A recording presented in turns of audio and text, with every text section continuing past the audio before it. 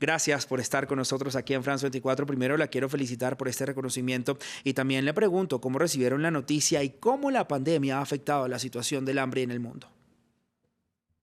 Muchísimas gracias. La verdad que nos despertamos con esta noticia maravillosa en un año que realmente ha sido muy difícil para todos. Eh, Estamos recibiendo este galardón, los 17.000 trabajadores en todo el mundo del Programa Mundial de Alimentos, que estamos llegando a 100 millones de personas necesitadas en casi 90 países, también por supuesto en América Latina y el Caribe. Y básicamente estamos notando de que hay una relación directa entre el conflicto y el hambre, y que para poder llegar a la paz realmente tenemos que trabajar en el hambre, un elemento a veces postergado, Sí. pero felizmente este galardón nos permite mostrar eso de frente, el hambre. Ahora hemos visto esta semana que los ingresos de los más ricos del mundo alcanzaron nuevos récords durante esta pandemia. Le pregunto cómo pueden motivarlos a ellos a dar más ayudas, más contribución al objetivo de hambre cero que ustedes plantean. Sí, a medida de que suben los ingresos, también aumenta la pobreza y pobreza extrema. En nuestra región, realmente la emergencia de la pandemia y la crisis socioeconómica que ha generado ha llevado a millones de personas adicionales hacia la inseguridad alimentaria, en muchos casos severa.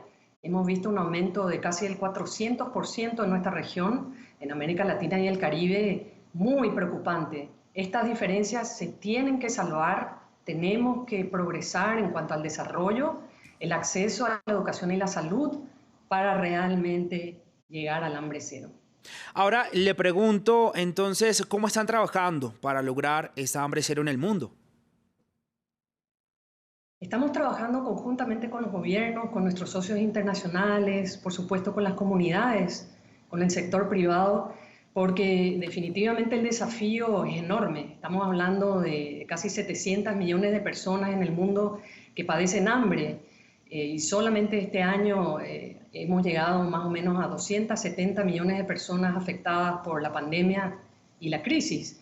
Entonces, tenemos que impulsar mecanismos y programas que ataquen el problema de raíz, los conflictos, la guerra, el cambio climático, la desigualdad, la pobreza. Y en eso estamos trabajando no solamente nosotros en el Programa Mundial de Alimentos, sino en las Naciones Unidas todas y con nuestros socios definitivamente.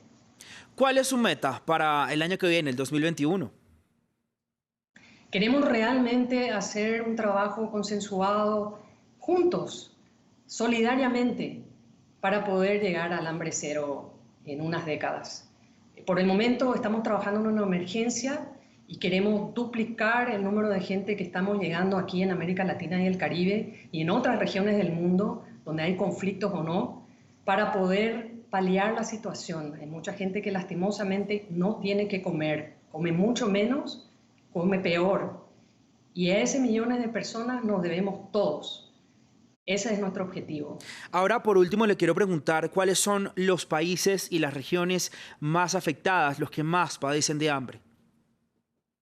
Definitivamente tenemos que hablar de Yemen, un país que está en total crisis. Hay millones de personas al borde de la hambruna, el nivel más alto de inseguridad alimentaria. Estamos hablando también en África, en situaciones donde hay huracanes o tormentas grandes o sequías. En nuestra región también, Haití, el corredor seco de Centroamérica, la situación de migrantes venezolanos en Colombia, en Perú, en Ecuador, son muy preocupantes. Y en este sentido tenemos que trabajar todos juntos, solidariamente, para poder paliar la situación, mitigarla. Mucha gente, demasiada, está sufriendo, tiene hambre.